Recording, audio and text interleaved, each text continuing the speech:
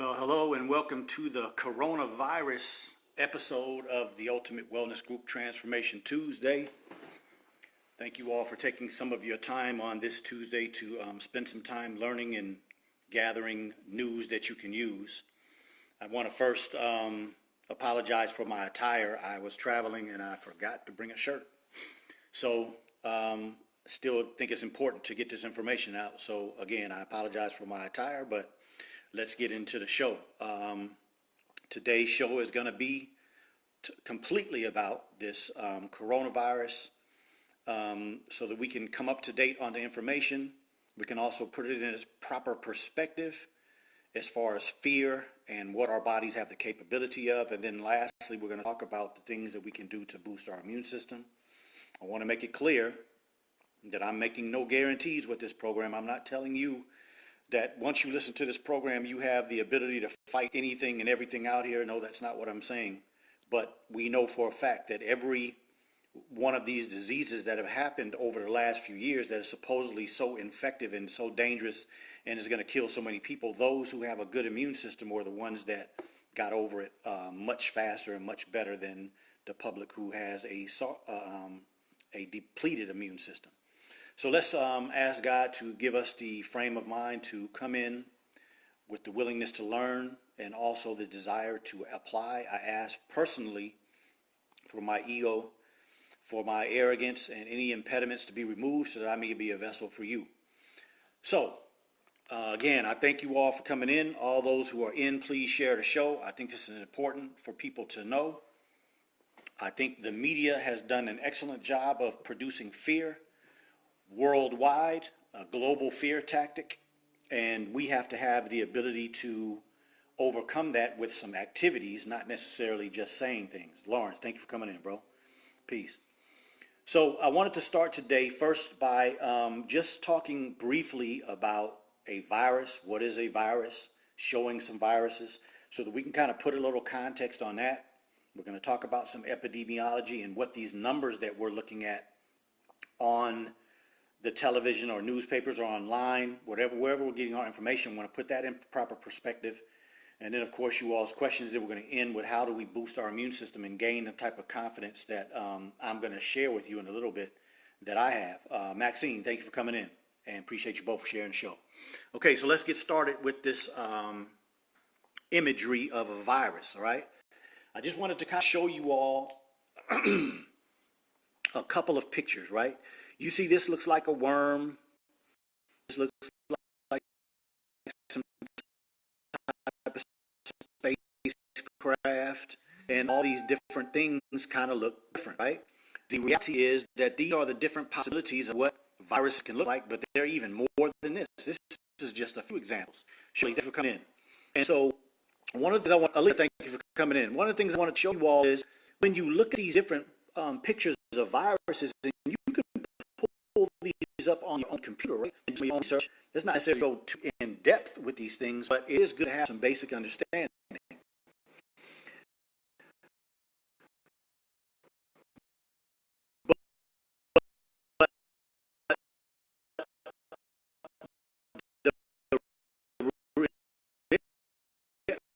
The reality of what I wanted to show you is that each one of these things and the different way, especially the outer border of each one of these, is how they, once they get to the body, that's how they introduce themselves to get into our cells, right?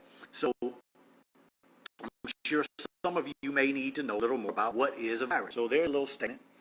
A virus is a microscopic parasite, keyword parasite, meaning that a parasite cannot live without, oh, that sounds choppy, like an echo, okay.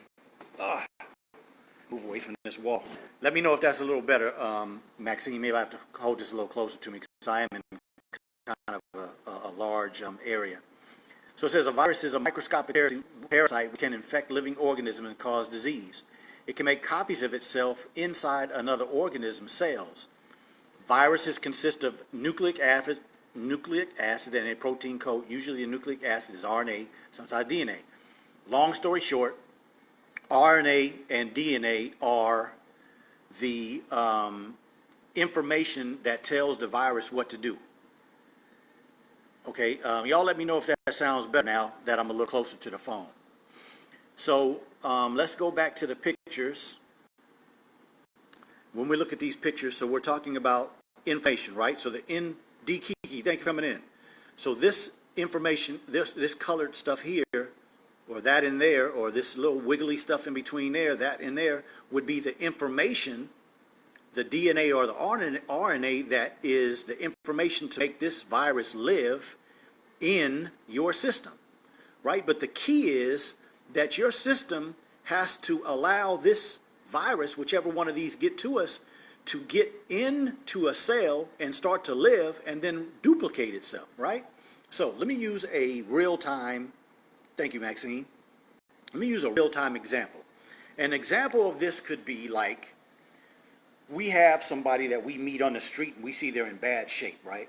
We say, you know, this person needs some help. They lost their job, they're homeless, they don't have any food right now because of their state of mind. They're not really in a position to improve themselves. So we're going to help this person. I'm going to bring you in my house. I'm going to let you eat my food. I'm going to let you use my air, use my heat, use whatever it is you need, the bathroom, the soap, everything that you need, right? And then you leave and you come back and they've duplicated themselves. So now they got 8 or 9 children. When they first came in, they had 3. Kalila, thank you for coming in. And yes, ma'am, I appreciate you saying that.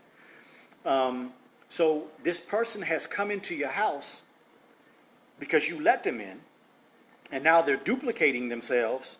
And what that means is now they're going to eat more food, and now they're going to take more of your water and more of your air and more of the things, more of your blankets, and sleeping in maybe your bed now, right? So what are they doing? They're overtaking your house, and you don't have the ability to be comfortable or even live in your own house. Carl Brown, thank you for coming in. Now, what's the key to this? In order for a virus to infect and get into a human cell, the immune system has to be weak. Latanya, thank you for coming in. Okay, so in order for any of these to be able to get into your human body, it's because your system is weak from the beginning. And if your system is so weak that it can't kill the virus and stop the virus from even getting in the cell, then once that virus gets into your cell and starts to duplicate, like I just gave the analogy of, then that's how you get sick. That's how you develop a cold. That's how you develop the flu. That's how you develop HIV. That's how you develop coronavirus. That's how you develop Ebola virus. All of these things infect humans, and the virus, any virus, is going to cause very similar symptoms. If you go and you do research on what happens if a person first gets Ebola, it's usually cold symptoms, flu symptoms. If they get coronavirus, same thing. If you get the HIV virus, same thing. Viruses they cause very similar symptoms. Why? Because it's the same type of attack on the body. Cynthia Muhammad, thank you for coming in. You say you got your son, the biology major, listening in me. Great. And please let him know that if I say anything that's incorrect or that needs to be clarified, let him come on in and help me out, okay? So, why is it that the human body responds to all viruses in the same way? Because all viruses are, what's that word? A parasite, okay? A parasite cannot live unless it has your cell to live. So it attacks your cell and uses all those things that we just looked at to get into your cell, and then it starts to duplicate itself, which overcomes you, and then it produces a response that causes you to do what? Have to have a runny nose, have to have a fever, have to have a cough, have to have a sneeze. What are all these things? The body's ability to do what? To try to attack and get rid of this thing, right? Tawana, thank you for coming in. So here is a picture of a virus infecting a cell in the lungs. Firstly, these little protrusions that you see on the out, Troy X, thank you for coming in. Thank you, bro. These little protrusions are the little things that we call cilia in the lungs that actually move. They just do like this all day, every day, to move stuff from what? The lungs to our throat so we can cough it out. Or up in the nose does the same thing, move the mucus, and now we cough or spit or blow the stuff out, right? But this is an example of these viruses attacking this cell, and you see destruction, you see damage, and then eventually you see these viruses going into the structure of the cell. This is a weak person that we have right here. This is a person whose immune system is not capable of fighting this virus. A virus is not strong. A virus is not something that should be able to overpower you. A virus is something weak. A parasite cannot live without you. Without getting in your cell, it's going to do what? It's going to die, right?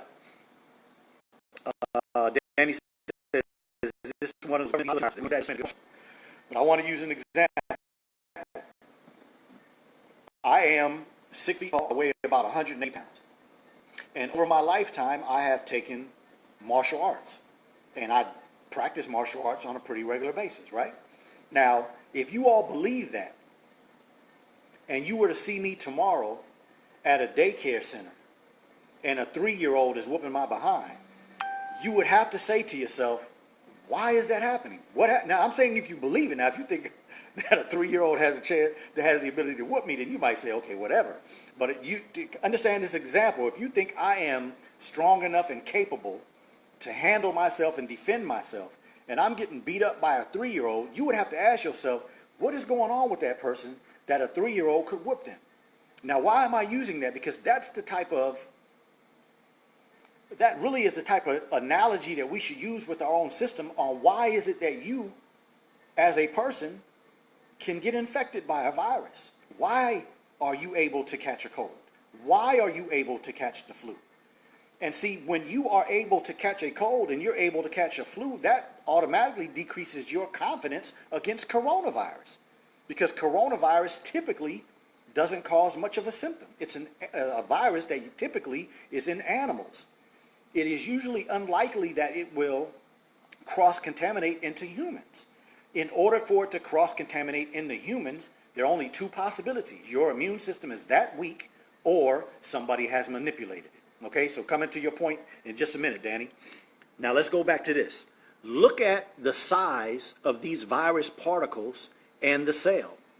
These virus particles are very small. These are the virus particles coming towards the cell and then eventually starting to go into the cell to produce themselves, right? So we're talking about something, the cell that you can't see with your naked eye. And we're talking about a virus that's even smaller than that, right? So just like the analogy that I used of a 3-year-old being able to whoop me, there should be nothing on this table right here that any of us should be worried about. Because God gave us an immune system that has the ability to kill all of this with one hand tied behind the back, 1 foot in a sling, and still sleep. You have the ability to kill all these things. But when we don't know, or we don't take the ability to, or we're just too lazy to activate the ability to strengthen our immune system, then yes, you should be worried about the coronavirus, and yes, you should be worried about other things as well, because we are in a time frame where the type of viruses that we are seeing cannot be in nature. They are so outside of nature that somebody has to be manipulating it. Carl Brown says, making that analogy shows how powerful the body is. Absolutely, sir, absolutely. And so let me move on, because I want to make sure that I can speak to a lot of things, but also answer your questions. Now, infectivity. This is important because we're talking about the epidemiology now. There's a big word. Y'all don't need to worry about it. Just understand that when we talk about what I just finished talking about is the science of the human body and a virus. Now we're going into the epidemiology, which is the study of how a virus can affect and then start to spread to other people, right? Viral infectivity is defined as the number of virus particles capable to invade a host cell. What does it say? The number of virus particles. This is determined by using susceptible. That means it's weak enough to allow it to happen, not strong enough to stop this from happening. Cells to specific virus by measuring the viral infectivity. So let's go back to this picture again. Proof of what I'm saying, right? Multiple virus particles infecting a cell. Because the cell is what? Susceptible. The cell is weak. The cell does not have a strong enough immune system to kick their behinds and get them out of here. But as I have said to you all on many of occasions, this is not something that can happen with a viable immune system. A viable immune system is not susceptible to a virus. A viable immune system will murder these things. And I do mean murder, because the immune system is ferocious and very vicious when it attacks an infection. because the immune system doesn't have a choice to be lazy. The immune system has to go at it and go at it 100% to destroy anything and everything that's going to cause a problem to this body, right? Now, put things in context. Here's one cell. People talk about the fact that we have trillions of cells. So when you have a virus coming in with multiple of these little, what we call infective particles, if you have trillions of cells, your body has plenty of cells in order to attack this. What am I talking about? Let's go back to what they're talking about. Viral infectivity is defined as the number of virus particles, okay? Now, I just finished talking about the fact that I have a confidence that I can protect myself, my family, from harm, no matter who it's coming from. If you had 100 men that were standing together that you had confidence in that could protect you, you wouldn't be worried about 100 or 200 men. If we have the women and the children in the middle of us, and we as men are surrounding you, and we're back to back saying we're going to give our life to protect these women and children, right? That is the reality of what this human body will do. If a person sneezes on you, if a person coughs on you, if a person coughs on something and then you put your hand on that and then you rub your face or you itch your nose or you do something around your face, and now these virus particles are going in your nose or going in your mouth, it may be 100,000, it may be 20,000, it may be 50,000, it might be 1,000,000, but you have trillions of cells. And every system in the human body has its own ability to boost itself from an immune perspective to fight things, right? But out of 1 trillion cells, many of those are immune cells. Farrakhan, thank you for coming in. So what's the point that I'm making? The point is that any virus particle or virus particles that come in the body, you have many more immune cells than virus particles. But if your immune cells are weak or if your immune cells are depleted, that's how you can get infected. So those of you who have had a cold since it turned cold, or you have a cold or two since last year, or you have a cold now, your immune system is not in good shape. If you're the type of person that has multiple medical problems, you have high blood pressure, you have diabetes, you have heart problems, and you go to a doctor and you're taking medications, and they talk you into getting this flu shot every year, your immune system is very inadequate. And so for all of you that may be in that category, don't get upset. Just continue to listen, because at the end of the program, I'm going to give you the ideas and the plan and the program and the suggestions of how you can boost your immune system. But I want to get through this so we have a good understanding, okay? Now, next is the epidemiology, right? We talked about that. Infectivity is the ability of a pathogen to establish an infection. Just talk about that. More specifically, infectivity is a pathogen's capability for horizontal transmission. That is how frequently it spreads amongst hosts that are not in a parent-child relationship. So what does that mean? Outside of your household. So when you walk outside of your house and you're able to infect somebody else, then that means it has become horizontal. Vertical is when it is in the people in your home, okay? Now that's what we're talking about when we're talking about this coronavirus, because it has now left China and now is supposedly around the world, right? Jerome Warren, thank you for coming in. Now this leads to the discussion about epidemic versus pandemic versus an endemic, all right? Allow Sounds, thank you for coming in. Shout and shoulder in the building. So an endemic is when something is in a small area and it's starting to show that it has the capability of doing some damage, causing people to get sick and spreading outside of that. So a lot of people in a small area, that would be like your city or your town or your county, okay? Epidemic is when it starts to spread outside of a small area and starts to get into large areas like a country or a whole state or a whole part of a state, or like Wuhan, or I can't think of the other name, but the city that's right next to Wuhan. When it starts to get all in an area like that, we're talking about an epidemic. Now, Once it gets past epidemic, it's because now people like the Chinese are traveling to other parts of the world. Some of them were traveling to Australia, some were traveling to Canada, some were traveling to the United States, some were traveling to other parts of China as a country and parts of Asia. Why? Because it was the Chinese New Year. So the question is, how did the virus happen so perfectly to be right in line with the Chinese New Year? But the point here is that it's endemic in a small area, epidemic is start to grow, and then pandemic is when it leaves a country or a geographical site and starts to spread all over the world, or spread to a large area, okay? So I hope this is making sense. If not, please let me know. Maxine, please take heed, family. Our brother has knowledge that can grant us success to get well and heal our immune system. Yes, I agree with you. And as she says, please share the show because I think this is important. Share the show so that people can get this information. I will post this and my show that I did on Thursday with Brother Bennett's podcast on my YouTube channel either later on tonight or tomorrow, so that it will be available so people can go on here. Even if the show is finished, you can still ask questions, and when I have time, I will come on there and deal with your questions, okay? So that's where we are. We're at a point right now in this idea of coronavirus where we are literally dealing with a pandemic. It has moved outside of the borders of China. And so it passed the endemic phase when it got out of Wuhan. It became an epidemic in China when it was in many areas of China. And now it's a pandemic outside of the continent of Asia, right? It has moved to other places around the world. Denise, thank you for coming in.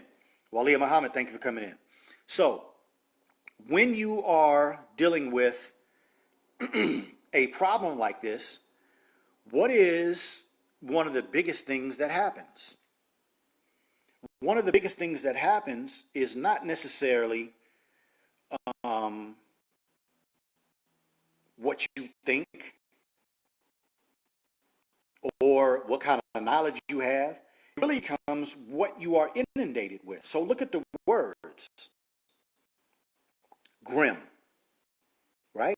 What do you associate with grim? China coronavirus outbreak, all the latest updates. So it's not too bad. But once you get into there and you start reading words, right? American Airlines extends cancellation of China flight. You mean this thing is so bad they're canceling flights? This is the mentality that some of us get into because we don't have enough personal information to be able to understand not only anything about a virus, but not only that, we don't understand the aspect of what I just finished talking about. An endemic versus an epidemic versus a pandemic. Christopher Harris, thank you for coming in. You have to understand the differences in that because that's how you determine whether this is relative information to you or not. What do I mean by that? Okay, let's go to the latest information. Where is that? I think it's here. And they about how many deaths and how many people are infected. All right? 1,000. Where is it? 1,000.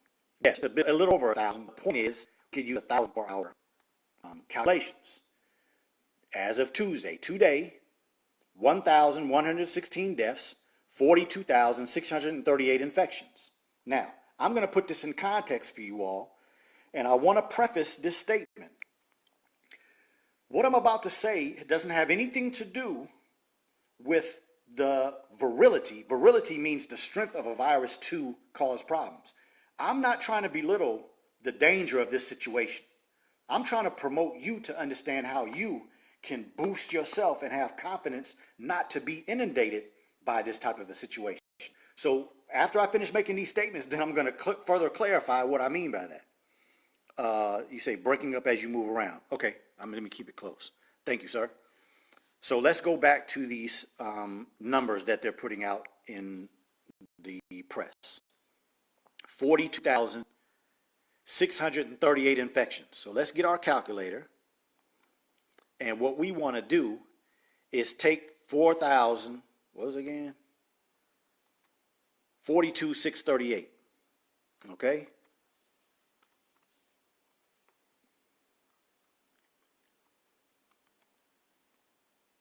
42,638 infections. Oh, come on now. 42,638, we said, right? Sorry it's taking so long, y'all. I want to make this point. 42,638. And then we want to take that and divide that by the number of people in this region, which is 1.45 billion people in China. So that's this number here. Oh, got to add a zero. Apologize, only got one hand. So that's divided by 1.4 million people. That is the population of China right now. 1.45 billion people, okay? And so when we do that, we get a number that says 3, and all these numbers in the exponent -5, right? So what does that mean?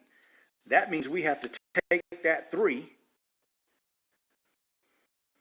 and we have to move that decimal point over 5 times.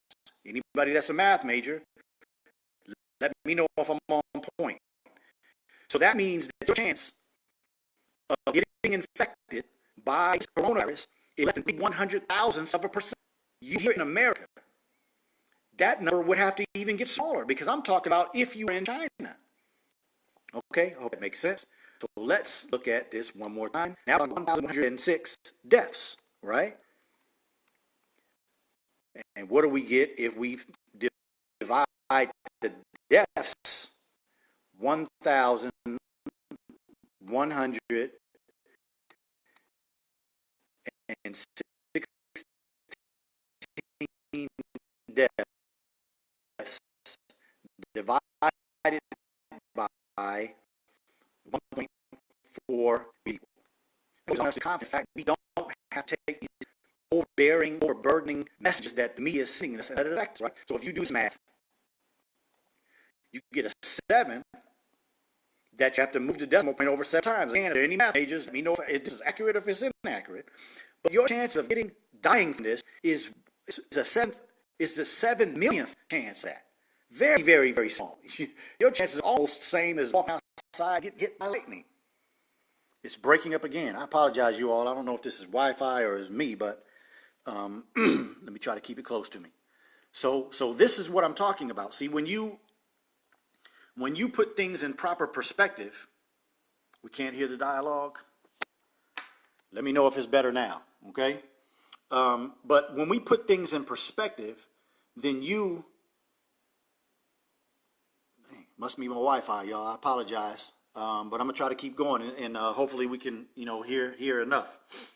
We have to put these things in the proper perspective, and we have to understand that the media is gonna do what they do.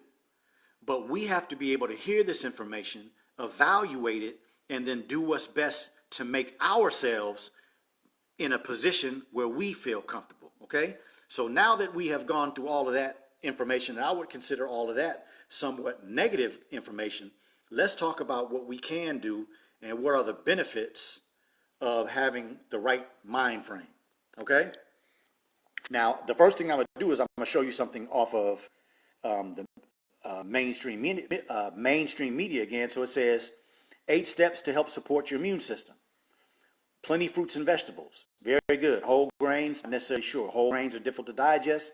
Wear on the body will deplete your immune system. 30 minutes of exercise most days of the week. Very important. The movement of the body boosts the immune system and helps the whole body communicate together. Get enough sleep. A lot of us don't get enough of that. When you sleep at night, it regenerates the body. It renews the body. It gives the body like hitting the restart button.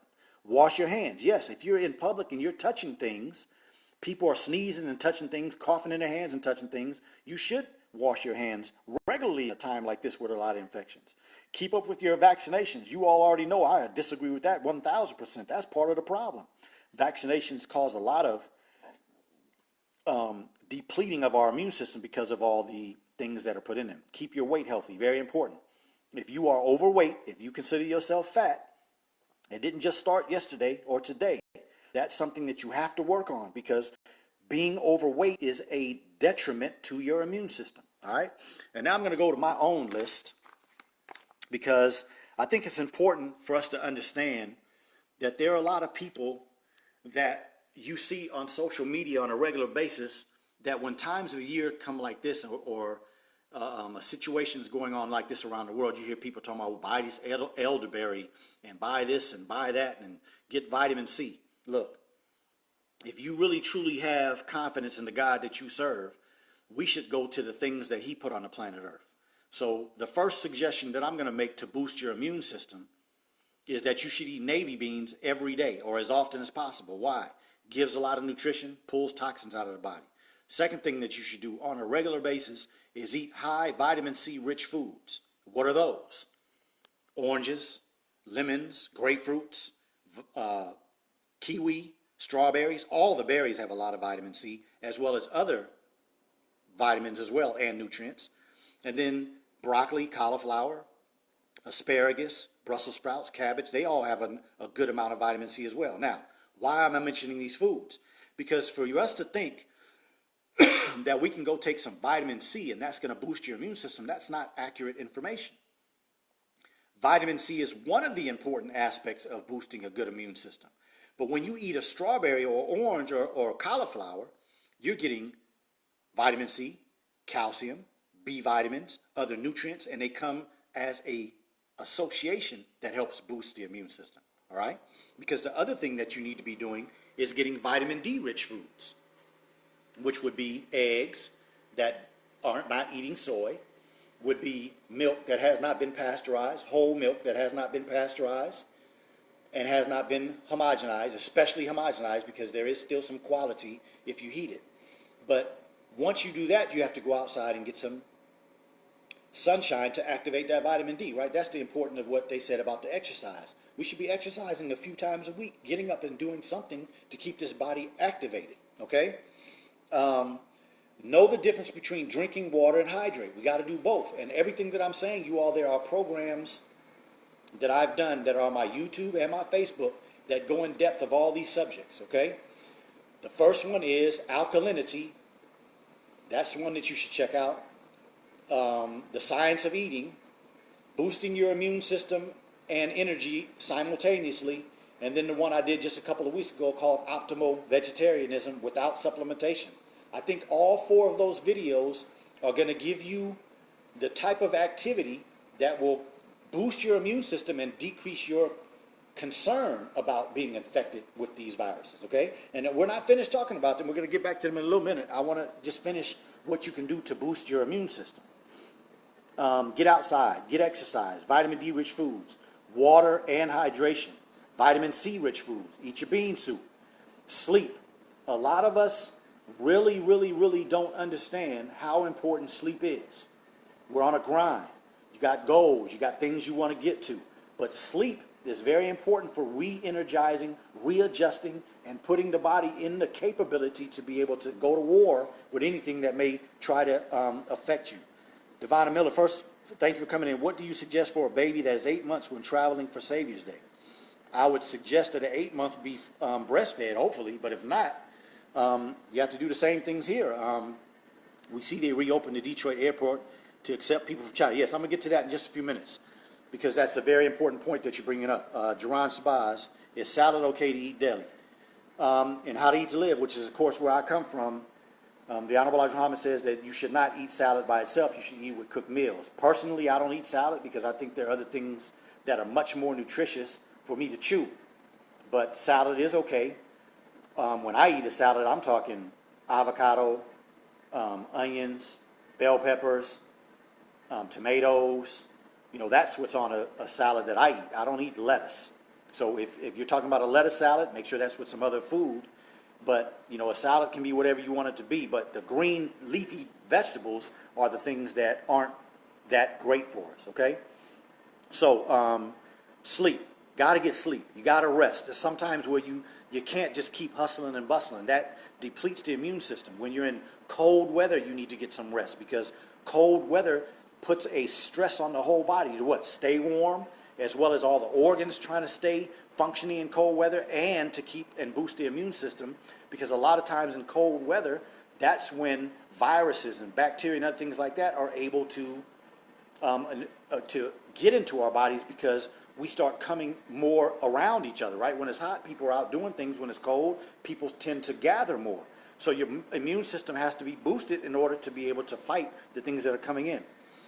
Thank you thank you for coming in, Anissa. You said, please discuss the correlation between stress and immune system. Absolutely. That's what we're getting to. So thank you for the point. So sleep and rest. And rest is the aspect that I was getting to, which Sister's beautiful point, is that stress, right? When you are in this environment of America, hustling and bustling to make money, take care of your children, take care of your own your household, take care of your wife, take care of your husband. There's a lot of stress sometimes involved in these things. Stress does not cause disease. I want that to be clear. Stress causes disease when you're not doing enough other things to promote the body to be able to handle the stress.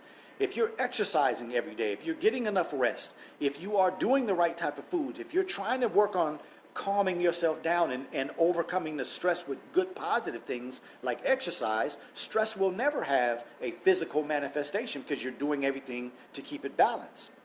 But stress does detriment the immune system. So yes, it's very important. Positive thoughts.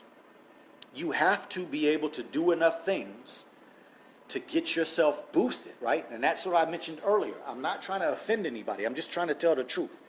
But if you have had a flu or a cold in 2020, or at the end of 2019, or you're the type of person that says things like, I'm really healthy, I just get sick once a year, or I'm really healthy, I just have high blood pressure, or I get sick just 2 times a year, but other than that, I'm healthy. That's not a sign of a good immune system. That's a sign of a depleted immune system. And again, this is not a trying to promote myself or pat myself on the back. It's been 17 years since I have had a flu or the cold, because I'm trying to work every day on doing something to boost my immune system. Now, does that mean I do it all the time? No. I'm in Chicago right now. My granddaughter's birthday is today. I had some ice cream just a little while ago, and I'm probably going to eat something this evening that's not good for me. But what did I do yesterday? I fasted yesterday, and I also made sure that because I was going to be on that flight, that I hydrated myself, right? Again, you guys got to go back and listen to the videos, because hydration is different from just drinking water, okay? Got to do both in order to boost your immune system. But the day before that, what did I do? I went and worked out outside. I was in California, it was about 70 degrees. I had a break in my schedule. I went out and exercised out in the sun for about an hour and a half in that nice warm weather. And I had something that had vitamin D in it a few days before. So now with that warmth on my skin, I know that my vitamin D is being activated. What happens when your vitamin D is activated? Your immune system is at its optimal place. Hope this is making sense. If not, y'all send me some questions. And then lastly, there are a lot of people out here that are talking about eating multiple meals. Eat 5 meals a day, eat 7 meals a day, eat 3 meals a day. All of that, if that's what you do, then that's what you do. It's not healthy. That wears the body down. Zena Hayes, thank you for coming in. But the key to elimination is that every time you eat, you should have a bowel movement. And so if you're eating 4 meals a day and you're only going to the bathroom once or twice a week, you have a lot of toxins left in the body. You have a lot of waste material that hasn't been eliminated, and that's very detrimental to your immune system. Anything that's toxic is a burden to the immune system. Anything that is waste material is a toxin to the human body, which is a burden to the immune system. So you all let me know if I gave you some good points on how to boost your immune system. Let me know if that was adequate. I want to go ahead and finish up a few more points and then get to any questions that you may have. And please, everybody who hasn't shared the show, please share the show. Please share the show. And if you like, give me some thumbs up and all that other good stuff, okay? So we talked about that. What I really want to get to now is the question that Brother Danny asked early, and that is, what is the possibility that these viruses have been manipulated? right? There, right there. The first thing that comes up when you do a search for that is the Institute files a patent to use these things that they've learned to try to treat it, right? But at the end of the day, the question is, why is or why was there a patent for the coronavirus since 2014 when you do further research? There's a virus, a patent to the Ebola virus, a patent on all these viruses. Let me show you this article that somebody sent me. And for those of you who send me articles, like my brother Hakeem, my cousin Raquel, my wife Tawana, a lot of you send me stuff, and it keeps on my point. It makes me have to continue my research and stay up, right? But here's one. Sharon Clark, thank you for the compliment. Thank you for coming in. So Arab media accuses U.S.-Israel coronavirus conspiracy against China. So again, these are the type of things that you got to read and come to your own conclusion. But I just wanted to make this point right here. I think is a very good one. A wonder virus was discovered yesterday in China. Tomorrow it will be discovered in Egypt, but it will not be discovered either today, tomorrow, or the day after that in the U.S. or Israel. So, you know, that's a pretty important point, but I think a little further down is the one that I really want us to look at so that we can consider. Even before this, the same thing was done in China when in 2003 the country announced they had the world's largest dollar reserve, and the Americans introduced coronavirus, SARS, into the country. And coronavirus was patented not too long before SARS became a serious infection in China. So is there some validity to this? From Ebola, Zika, SARS, avian flu, and swine flu, through anthrax and mad cow disease to coronavirus, all these deadly viruses were manufactured by the U.S. and threatened to annihilate the peoples of the world. The U.S. has turned biological warfare into a new type of war by means of which it intends to change the rules of play and shift the conflict with the peoples of the world away from the conventional path. Now, why am I mentioning that? Because you all are listening to a man tonight who has done extensive research on Ebola, extensive research and many, many years of taking care of HIV patients, extensive research into the swine flu, extensive research into the type of viruses, as were just mentioned, right? Let me just go back and go through them so that you all can kind of just think about yourself. You know, probably 20 years ago, we never heard of any of these things. But over the last 15 years, we have had Ebola, right? So-called came from Africa out of these green monkeys, along with HIV. We had the Zika virus, the SARS, the avian flu, the swine flu, anthrax, cow disease, and the coronavirus. And these viruses all were very outside of what typically happens in nature. So when you are, Maria, thank you for coming in. When you are, as I used the example the other day, if you have a child, somebody could come tell you, I saw your child do such and such. You know your child well enough, you know, my child doesn't do that. When we study these viruses, the purpose and the reason that we study these viruses is to be able to look at a person, evaluate a person, do some investigation and say, okay, that sounds like such and such virus. That sounds like such and such infection. That sounds like such and such disease.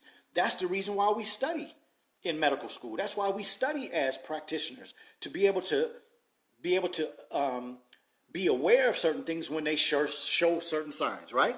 And it's the same when it comes to a virus and the way that it acts. When a virus starts doing something different than it typically has done, we have to start asking questions.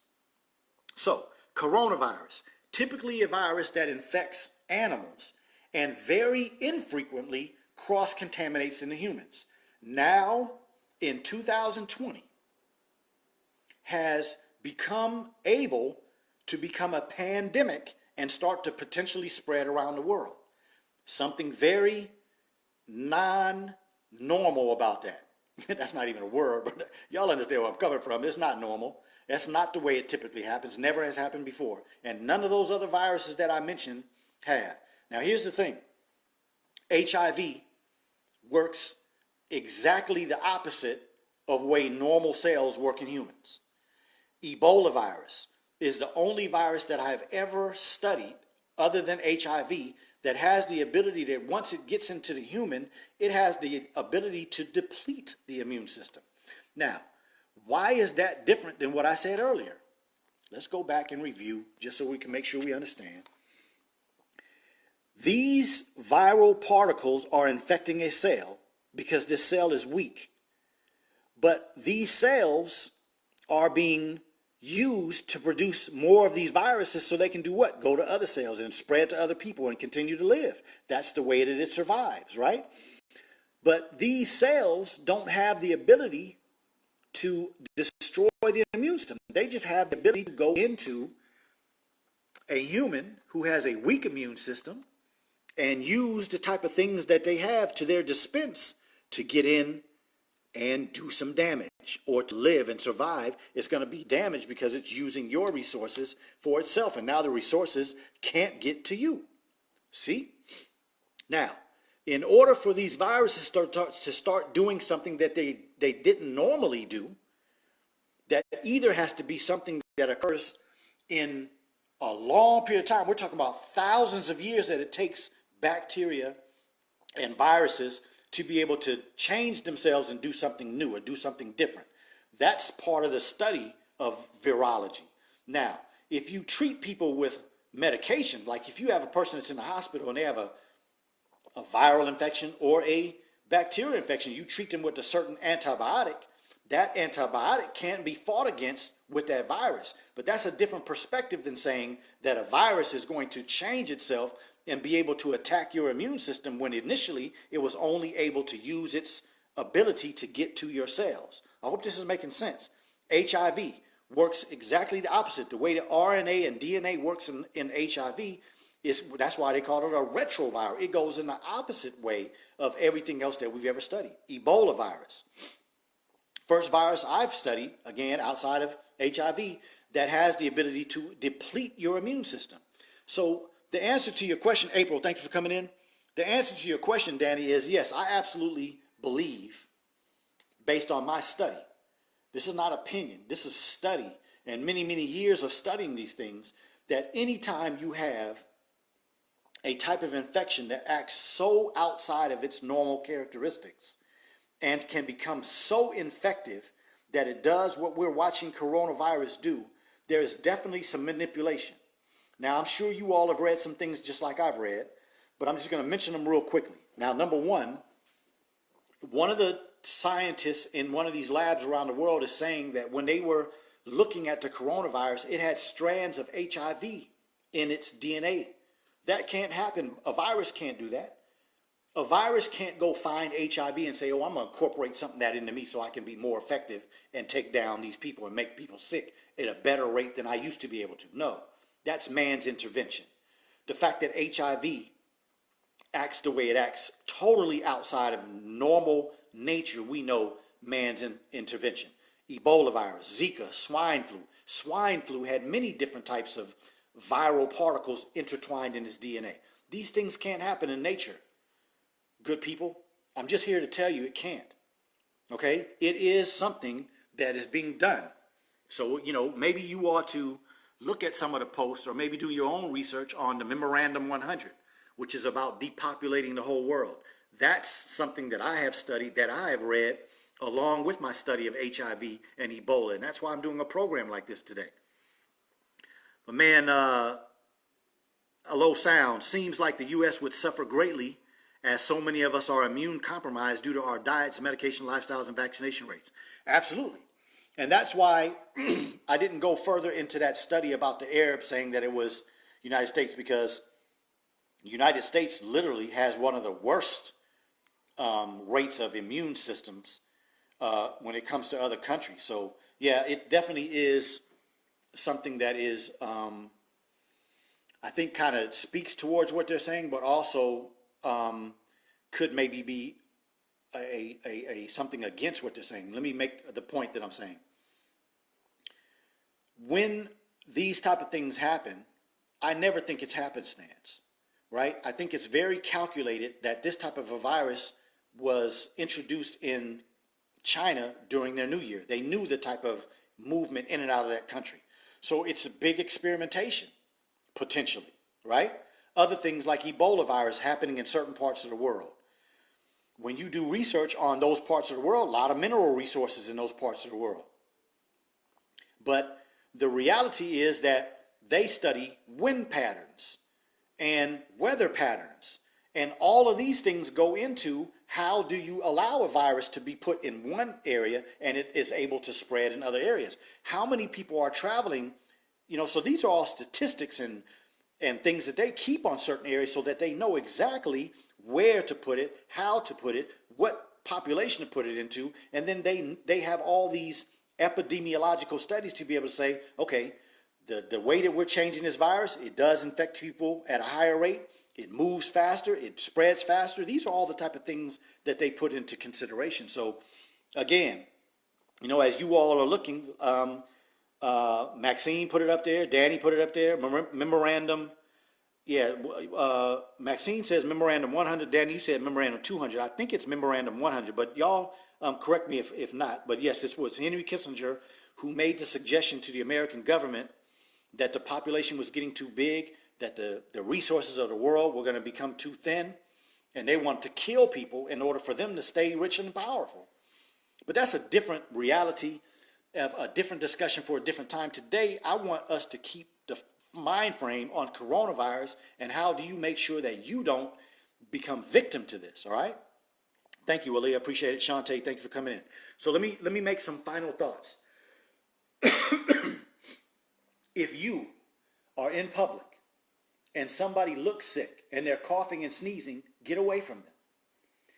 I'm just telling you how this person that you're with talks to. If I have my family traveling and there's somebody sick, coughing and looking sick and sneezing around my family, I'm going to get them away from my family. Now, you should go somewhere else with your coughing self. I know we're in line, but move away from me and my family. If I don't have the ability to get away from them, I'm going to get them away from us, right?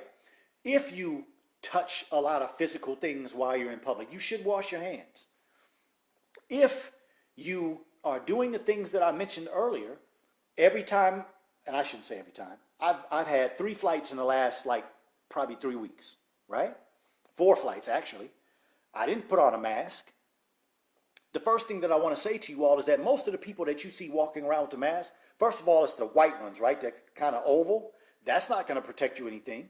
And then the blue ones that people have around, it's like the surgical masks or the nurse masks from the hospitals, that's not going to protect you from anything. So see, we have to have the right information. Those masks right there will give some impedance to getting infected. Yes, it will. But you have to breathe through that mask. And if you can breathe, that's the same place the virus can get in. So the most important thing is to boost your immune system. Okay? Now, if you are unsure of yourself, like I said, if you have had a flu or a cold within the last few months, or a flu or a cold in the last year, if you have gotten the flu shot or any other immunizations, your immune system is probably depleted. If you're going to get a mask, you need to at least get the type that's going to protect you, and that's at minimum the E95, which has a good seal. It has a good seal around your mouth, your nose, but it also has the ability to stop all viruses from getting in. That's what you want, a mask that can stop viruses from coming in, which means that has to be a very specifically typed mask, okay? Now, the other thing that I try to do every time I fly is I do ginger, turmeric, honey, and raw honey tonic. You can make it into a tea if you want to. It doesn't matter. Just get a strong aroma of the ginger, a strong aroma of the turmeric, raw honey, not that fake honey that you can see through. Again, all of these things I go through in the videos I talked about. I'm going to repeat that before I get off the show. But take a tonic. Eat some high vitamin C foods. Hydrate yourself before you get on a flight. Those are the ways to boost your immune system so that you don't get on a flight and you're worried because you walk on a flight and you see these other people wearing masks, or you get in the airport and you see people coughing and sneezing. I don't concern myself with that because I'm going to do something to boost my immune system every day. Does it make sense? Today, celebrating my granddaughter's birthday. Tomorrow, I'll be back on my plan. By the end of this week, I will have done everything on that list that I suggested we do to boost our immune system. Okay? So I just want to make sure that you all have the type of information, news that you can use to boost yourself, all right? The other thing that I think is really important is if you have a fever and you're coughing and you're sneezing, do the responsible thing and don't take yourself out in public if you don't have to. But if you do have to go out in public, make sure you cover yourself. Make sure you are not trying to be as close in vicinity to people or as little as possible so that you don't spread anything. Okay? Ari Cargill Callahan says 80% of germs are spread by hands. Please wash your hands. Absolutely. Great advice. Because when we do this, or we sneeze, or we blow our nose, you have many of those pathogens on your hand, right? We talked a little while ago about the virus particles and how many thousands of them it takes to get you infected. You can't get a cold by 30 or 40 viral pathogens. You can't get the flu by 80 or 90 viral pathogens. Your body, even a weak state, is strong enough to kill that. You get a cold or the flu or a coronavirus or any other virus by getting thousands, like 50, 60, 70,000 or hundreds of thousands or millions of them into your body, which is too strong for your immune system to overcome, and that's how you wind up with the disease. Very important point. Yes, wash those hands. Devona says, yep, that is what I was just going to ask about. Okay, so I hope I'm giving you all the news that you can use along with some of these great comments. Keep your thoughts positive. See, when you go outside and you get some sunshine, when you go outside and you do some exercise, when you hydrate, when you drink your water, when you eat the right foods, when you have good thoughts, when you go outside, you don't have to be in fear. You can stand bold, stick your chest out, and say, my immune system is going to take care of itself. All right? One of the shows that I did in the past, I showed all the immune cells that are in the face, under here, around the chest, where we breathe. The area that we take in infections is through the nose and through the mouth, and we have plenty of immune system cells and immune system aspects in this area to help protect us. You have to do the things to make sure that you are confident that when you go out in the public, you don't have to worry about it. Okay? Shantae West said, I just bought the Celtics. Is that for immunity? Absolutely. That's to put the minor nutrients back into the body, but those minor nutrients are boosting the whole system.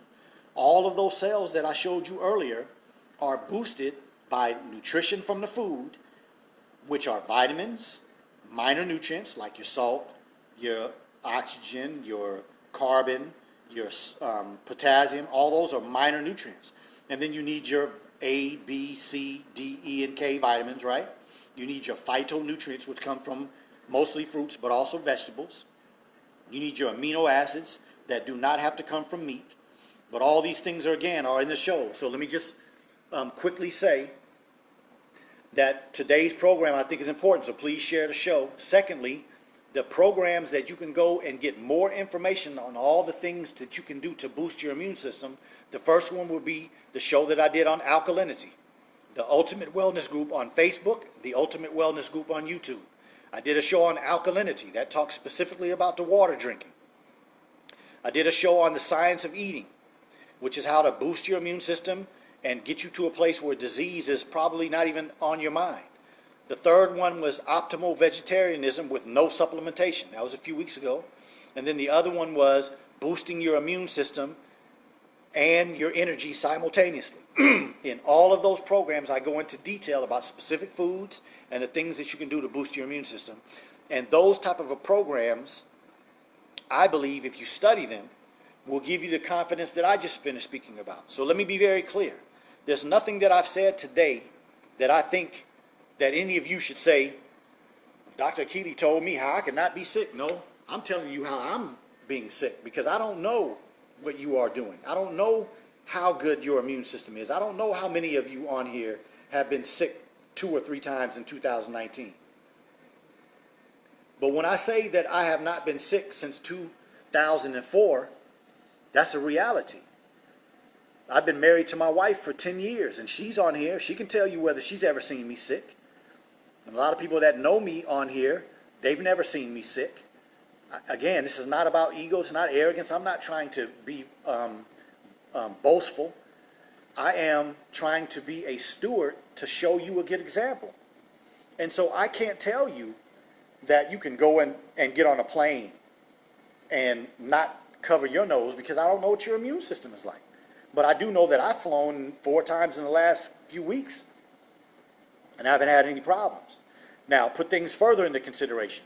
If I was to fly to China right now, I probably would wear a mask once I got off the plane.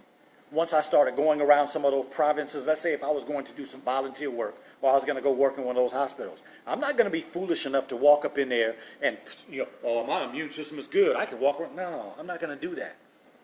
I'm going to protect myself. And where I am right now, I put things in context. It's a 100,000th chance, 300,000th chance for you to to get infected with coronavirus in China. It's a 7 millionth of a chance that you die from coronavirus in China. I showed you those statistics, right? So the chance of you getting sick if you live in America is much less than that. So those are the type of things that give us more comfort. Not to say I'm going to be okay, but to give comfort and say, okay, let me get on my program. Let me do some of the things that I know I should be doing so that I don't have to worry about not the common cold, not the flu, or any other virus that these people try to put out here to cause havoc amongst the humans. Jacqueline says, remember to wash your hands with soap for at least 20 seconds. Yes. So at the end of the day, the last thing that I want to mention to you all is you have to understand that melanin is highly associated with your immune system. So the darker the skin that you have, the more powerful your immune system. The more powerful your mind. The more powerful you are physically. And that's not information for you to leave this program and start walking around Chinese people or Japanese people or white people and say, my immune system is stronger than yours. No, I'm not giving you that information to be foolish. I'm giving you that information to boost your confidence. Because if you follow the things that I'm talking about, I do think that your immune system will get better. And then it'd be up to you to get to a point where you're as confident as I am. I've told the story to you all before.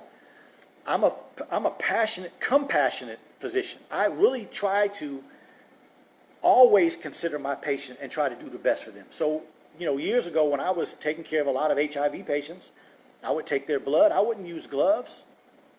It wasn't because I was trying to be egotistical or arrogant. It was because I cared about them enough not to treat them in a way that made them feel lesser.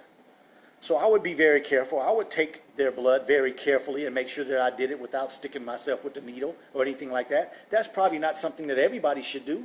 I'm just telling you what I did. I wasn't worried about it even if I did stick myself with a needle. I'm going to keep the same perspective that I just had.